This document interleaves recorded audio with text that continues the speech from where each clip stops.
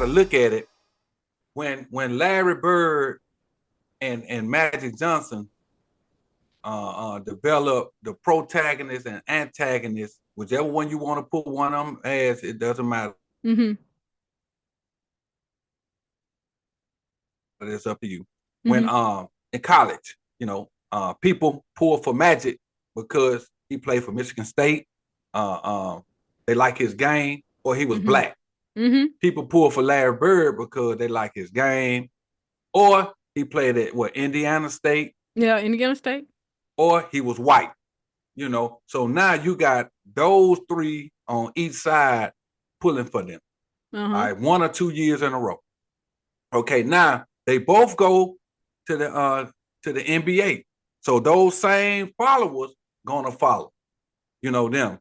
But the racial thing the racial part gets out there quicker because they're the loudest, whether it's white or whether it's black, it's the loudest. And that's when they might play Monday and show it on Thursday. But when they came to the league, it stopped being tape delayed and started being live. So they revolutionized the NBA. All right, now it's been plenty of women in the WNBA way better than Angel Reese, way better than Caitlin, whether they white or black. Mm-hmm. But they never had a protagonist.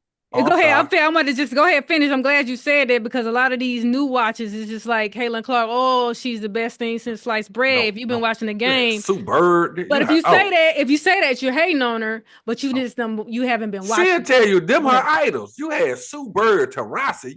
I can just go to we can just go to name it. Even if you try to say Angel Reese was it, you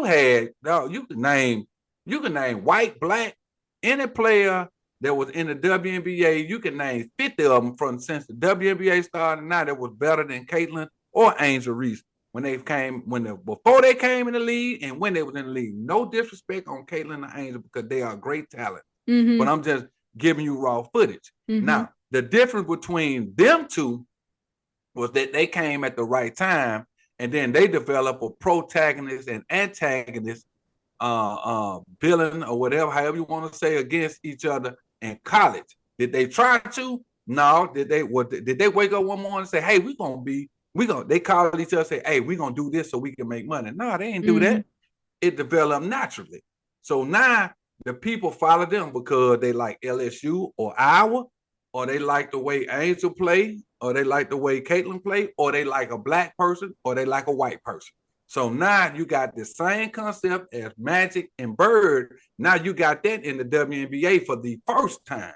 And look how it took off. It took off just like the NBA took off. The WNBA took off like that. So, and it's going to keep growing because now if the college is smart and the players are smart, you'll continue to create those every 5 to 7 years, a protagonist and antagonist type atmosphere for a couple of players who ever getting drafted, so that energy can keep going and going and going. Like Magic, I'm gonna say like Magic Bird, Jordan when he came to the league.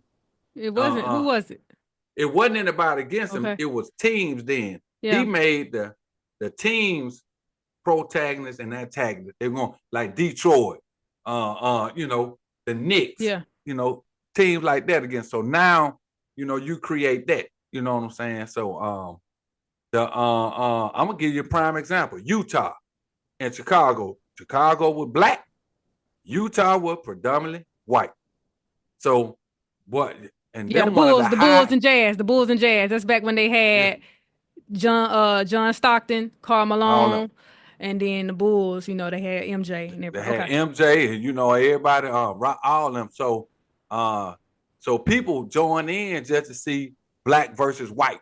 Not everybody, but some folks did. So those folks who did normally don't even watch sports. So that's another 10 to 20% growth right there. So that's how it is.